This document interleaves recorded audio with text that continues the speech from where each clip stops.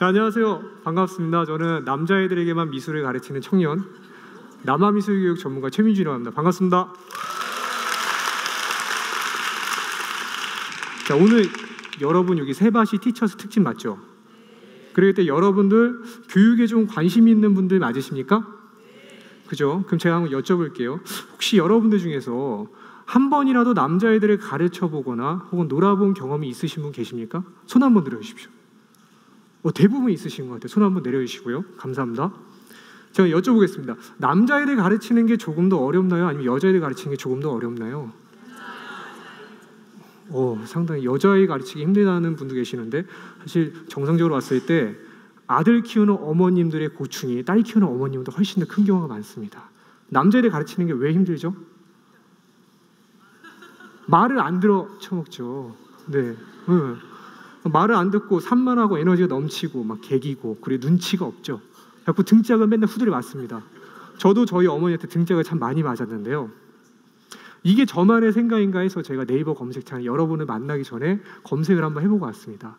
그래서 네이버 검색창에다가 아들 키우기를 검색을 한번 해봤고요. 그 다음에 딸 키우기 검색을 해봤는데, 먼저 딸 키우기 검색을 했을 때 결과가 이랬습니다.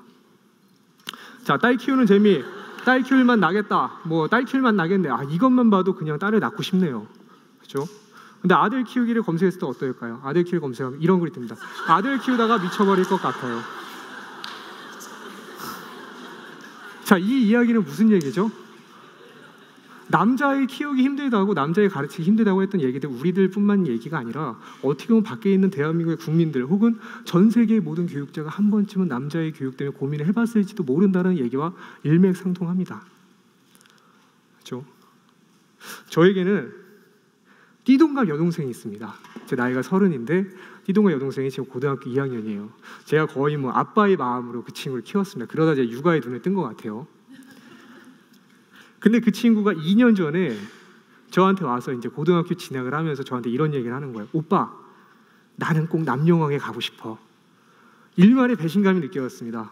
그래서 제가 여동생한테 이렇게 했어요. 이놈의 기집애야, 내가 너를 어떻게 키웠는데 벌써부터 그냥 남자의 눈이 몰아갖고 남자 이렇게 좋냐? 그랬더니 동생이 하는 얘기가, 오빠, 남자 때문에 그런 게 아니라 남녀공학에 가야 남자애들이 내신을 바닥에 깔아준단 말이야. 그때까지는 그 얘기가 무슨 얘기인지 몰랐어요, 저는. 근데 지금에 와서 보니까 제 여동생이 지금 고등학교 2학년인데 여동생이 다니는 학교의 정규 석차를 보면은 1등부터 7등까지 싹 여자입니다. 그리고 제 동생은 거기서 전교 2등을 맡고 있습니다. 이런 얘기 하려는 게 아닌데 자꾸 막 튀어나와요, 얘기가. 어쨌든 이 현상이, 여자아이들이 이렇게 공부를 잘하고 남자들이 제껴 올라가는 현상이 제 여동생 학교에서만 일어나는 기현상일까요? 그럴까요? 아니라는 거죠. 제 여동생이 다니는 고등학교 옆에 있는 고등학교 혹은 그 근처의 중학교, 그 근처의 초등학교, 심지어 유치원에서도 이런 일은 계속해서 빈번히 일어나고 있습니다. 혹시 여러분들은 유치원 학예를 준비하는 광경을 보신 적이 있으신가요? 유치원 학예를 준비하는 광경을 보면은 대부분 이렇게 벌어집니다. 여자애들과 남자애들이 있으면 여자애들이 그러면 선생님 말을 굉장히 잘 들어요. 공감 능력이 높거든요. 선생님 얘기하면 그냥 그대로 선생님 뭘 원하는구나. 굉장히 막 율동을 굉장히 잘해요. 남자애들은 어떨까요? 남자애들은 크게 두 가지 부류로 나뉩니다. 첫 번째 부류는 어떻게든 인정받고 싶어서 옆에 있는 여자애들 이기려는 애들, 내가 더 잘할 거야, 이런 아이들. 그리고 두 번째 부류는 그 모든 것을 초월해서 자유롭게 자기만의 영혼의 세계를 펼치는 아이들. 그래서 유치원 학예의 성패는 어떻게 보면은 그 자유로운 영혼의 아이들을 얼마나 잘 잡아두느냐에 따라 성패가 결정된다고 해도 과언이 아닙니다. 자, 여기까지 얘기를 하면은 여러분도 어쩌면 이런 생각을 할 수도 있을 것 같아요. 그래, 역시 남자애들이 좀 모자른 것 같아. 남자애들이 좀 부족한 거 아니야? 남자애들이 유치원도 그렇고 초등학교도 그렇고 고등학교도 그렇고 대학교 가서도, 심지어 의과대학에서도 마찬가지입니다. 남자들 여자애들 이기는 경우가 거의 없어. 남자들 모자른 거 아니야? 아들 키우는 어머님들께 여쭤볼게요. 우리 아들들이 그렇게 못났습니까? 아니에요. 남자분들한테 여쭤볼게요. 우리 남자 이렇게 못났습니까? 아닙니다. 왜 그럴까요? 이쯤 되면 우리가 한 번쯤은 이런 생각을 해봐야 되지 않을까요? 어쩌면은 남자애들이 못난 게 아니라 이 세상의 교육이 어쩌면 남자애들이 여자애들이 이기기 좀 더 힘든 구조로 점점 만들어져 가고 있는 건 아닌가?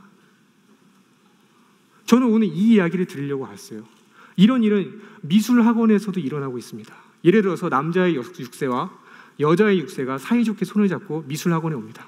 어떤 일이 일어나죠? 선생님이 와서 아이에게 그림을 그려보라고 합니다. 자, 왔어. 너희들 그림 한번 그려봐. 자, 너희들 원하는 거 아무나 그려도 돼. 그 여자애들은 대부분 이런 그림을 그립니다. 백지가 있으면은 대부분 사람을 그리고요. 사람들이 둘 다 손을 잡고 있어요. 그 굉장히 웃고 있고 그냥 블링블링해요. 막 옷도 굉장히 잘 그렸고, 그리고 막 이렇게 그 꽃도 그려져 있고, 나비도 있고, 막 옆에 집도 그려져 있고, 무지개도 떠 있고, 막 해는 뱅글뱅글 돌아가고, 컬러는 적어도 6가지 이상의 색을 사용해서 그림을 그립니다. 남자애들은 어떨까요? 남자애한테 와서 그림을 그려보라고 합니다. 자, 민준아 일로 와서 그려봐. 너 마음대로 그리는 시간이야. 마음대로 그려봐. 선생님 진짜 마음대로 그려도 돼요? 정말? 너 마음대로 그려봐. 선생님 이거는 자동차인데요. 이 자동차가요 집이랑 부딪혔어요. 빵! 하고 회오리가 푸슉 나가고 총알이 막 날아가고. 민준아 진정하고 저기 사람을 좀 그려보겠니? 사람은 다 졸라맨. 그 색깔은 검은색 한 가지만 이용해 사용을 합니다. 자, 그러면은 선생님이 뭐라고 할까요? 이 광경을 보고 선생님이 뭐라고 할까요? 민준아 너 그렇게 그리면 정서에 이상이 있는 거야. 그렇게 얘기하나요? 그렇게 얘기하지 않습니다. 뭐라고 하죠? 민준아, 민준이도 되게 잘했는데 조금 더 사람을 자세히 그려보면 어떨까? 조금 더 색칠을 다양하게 해보면 어떨까? 이렇게 얘기합니다. 남자애들이 굉장히 둔해요. 남자애들이 애지간한 거 눈치를 못 챕니다. 근데 기가 막히게 빨리 아는 거 한 가지 있어요. 내가 쟤보다 못했네. 내가 쟤보다 못했구나. 그건 기가 막히게 빨리 알아요. 그럼 뭐라 그러죠? 엄마가 나와서 물어보죠. 민준이 미술 재밌었어? 그럼 뭐라 그러죠? 엄마, 선생님이 생각하는 미술관이 나랑 좀 안 맞는 것 같아. 미술관 옮겨줘. 이렇게 얘기하나요? 그렇게 얘기 안 하죠. 엄마, 미술 재미없어. 시시해. 그래서 제가 남자애들에게만 미술을 가르치는 일을 하고 있습니다. 남자애들이 미술을 못하기 때문에 그런 게 아니라 남자애들이 어쩌면 미술을 못하는 것처럼 보이기 때문에 그렇습니다.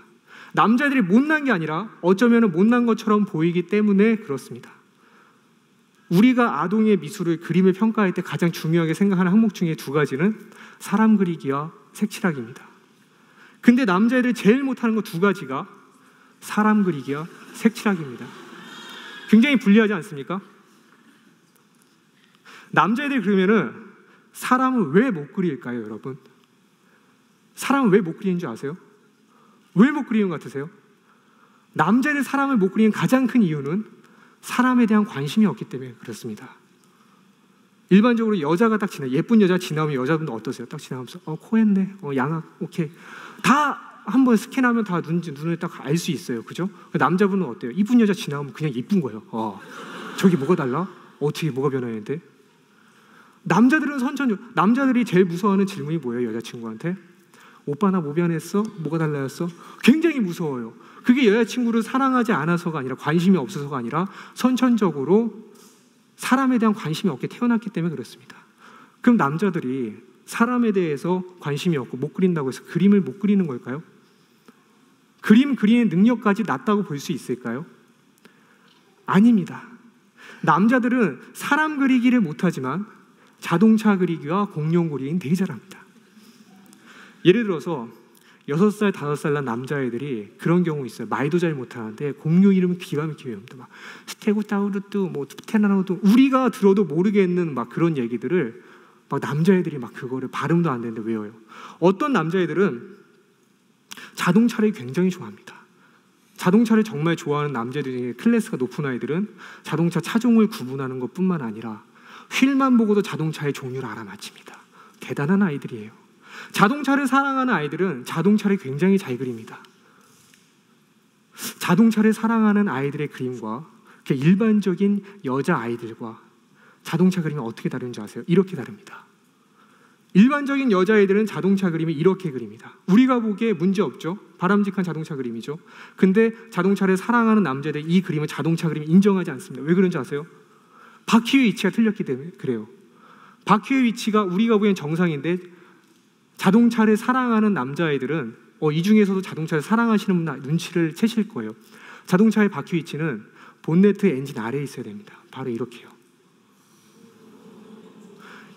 이게 실제로 7살 난 자동차를 사랑하는 남자의 민결이라는 아이가 그린 그림입니다. 또 한 장 볼게요. 이게 자동차의 뒷모습이고요. 이렇게 자동차를 표현합니다. 근데 민결이는 아이러니하게도 사람 그리기를 되게 못해요. 이건 무슨 얘기죠? 민결이가 능력이 뛰어나지 않은 게 아니라, 민결이가 능력이 낮은 게 아니라 민결이가 잘할 수 있는 게 다르다는 것이죠. 남자의 능력이 낮은 게 아니라 남자애들과 여자애들이 잘할 수 있는 게 엄연히 다르다는 것이죠. 근데 우리는 남자들 어떻게 평가하죠? 우리가 보기에 바람직한 교육의 틀을 만들어 놓고 거기에 맞지 않으면 그들을 교정하려 합니다. 남자애들은 선천적으로 태어나기를 소파 위에서 뛰어내리면서 허공에 주먹질하는 무적 파워레인저로 태어납니다. 그죠? 근데 우리는 무적 파워레인저를 어떻게 키우죠? 문 살살 닫고 들어와. 조용히 걸어. 조용히 앉아. 예쁘게 앉아. 예쁘게 펴. 예쁘게 써. 예쁘게 키우죠. 공감하니? 지금 굉장히 공감한 눈빛으로 맞아요. 이렇게 쳐다보고 있어요. 자, 그래서 우리는 남자애들을 가르치기 전에, 그 남자애들이 우리 말을 안 듣는다고 말하기 전에 먼저 그들의 성향이 무엇인가 이해를 하는 시간이 필요합니다. 제가 옛날에 가르쳤던 아이 중에 이런 아이가 있었습니다. 7살 난 준호라는 아이가 있었는데요. 그 친구는 기차가 아니라 기차가 지나갈 때 띵띵띵띵 내려오는 차단기 아시죠? 이 차단기에 엄청나게 몰입해 빠져 있었던 아이였어요. 얼마나 빠져 있었냐면은 일본에 있는 기차역 이름과 일본에 있는 그 차단기에 설치되어 있는 기차역 이름과 그 기차역에 있는 건널목 개수까지 다 아는 아이였어요. 대단하죠. 그 친구가 저랑 첫 수업을 하고 나서 3개의 차단기를 그리고 1개의 차단기를 만들었습니다. 그 어머님께 보여드렸대요. 어머님 뭐라고 하셨을까요? 준호야, 너 또 차단기 만들었어. 엄마 차단기 만들지 말라 그랬잖아. 부끄럽게 왜 그래? 그래서 제가 어머니께 말씀드렸어요. 어머니, 이거 차단기를 이렇게 잘 만들고 이렇게 파고드는 성향을 봤을 때 어떻게 보면 준호는 탐구력이 있는 아이라고 볼 수 있는데요. 이건 꼭 단점이 아니고, 말씀하시는데 어머님 표정이 그렇게 밝아지지 않으세요. 그래서 제가 여쭤봤습니다. 어머니, 준호가 차단기를 얼마나 좋아했나요? 3년 좋아했습니다. 7살짜리 아이가 반평생을 차단기만 좋아한 거죠. 지금 여기 계신 여러분들, 여기 계신 분들 이런 실수 안 하실 거라 생각하시겠지만 막상 아이가 반평생 한 가지만 좋아하면 그런 마음이 들 수밖에 없습니다. 그게 부모이기 때문에. 그래서 제가 어머니께 말씀드렸어요. 어머니, 3년 동안 못 바꾼 준호, 저에게 3개월만 시간을 주십시오. 제가 변화시켜 오겠습니다. 그 3개월 동안 제가 준호를 맡아서 교육을 했습니다. 어떻게 했을까요? 차단기를 못 만들게 했을까요? 아닙니다. 차단기를 완전히 몰입해서 만들 수 있는 환경을 만들어줬어요.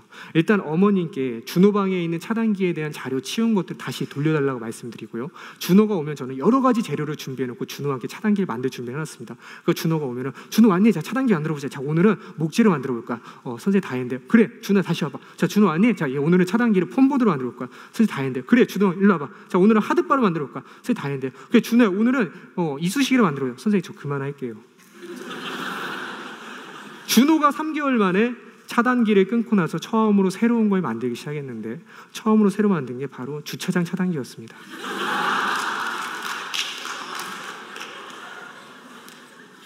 그리고 나서 준호는 뭘 만들었냐면은 주차장 차단기 옆에 있는 인터폴을 만들고, 그리고 비밀번호 키를 누르고, 그 다음 문을 만들고, 그 다음에 집을 만들고, 그 다음 전자레인지를 만들고, 그 다음에는 모터가 달려있는 진공 청소기를 만들었습니다.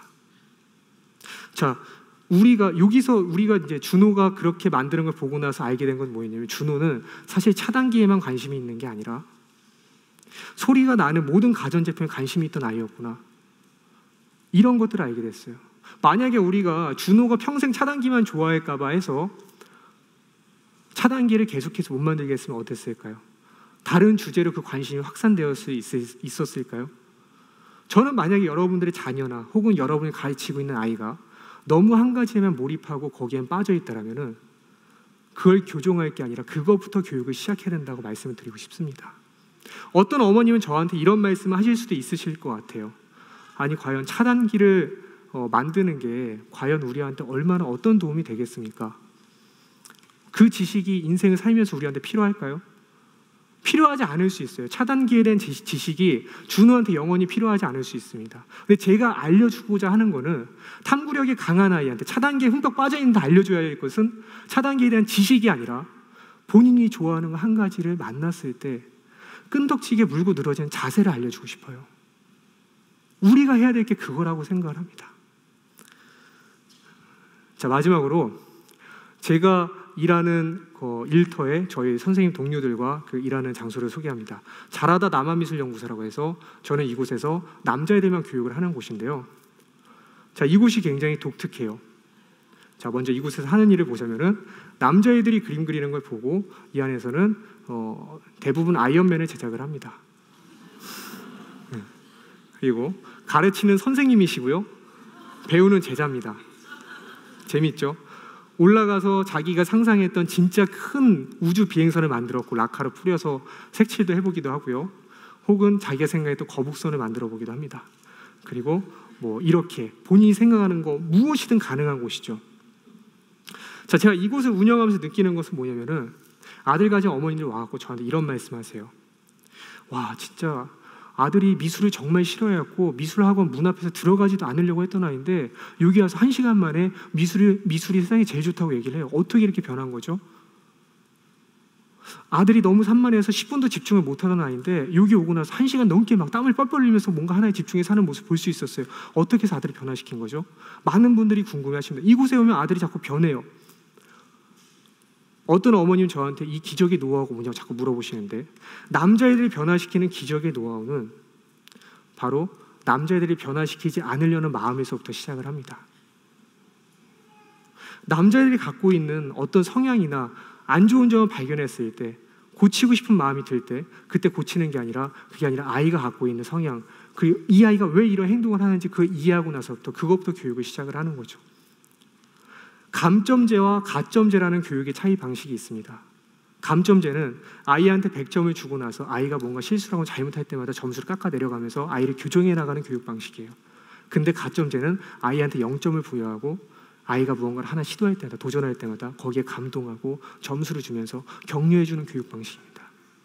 단언컨대 남자애들은 감점제보다는 가점제 교육 방식에서 훨씬 더 성장한다고 말할 수 있습니다. 자, 이것으로 남한미술교육 전문가 강의 마치도록 하겠습니다. 감사합니다.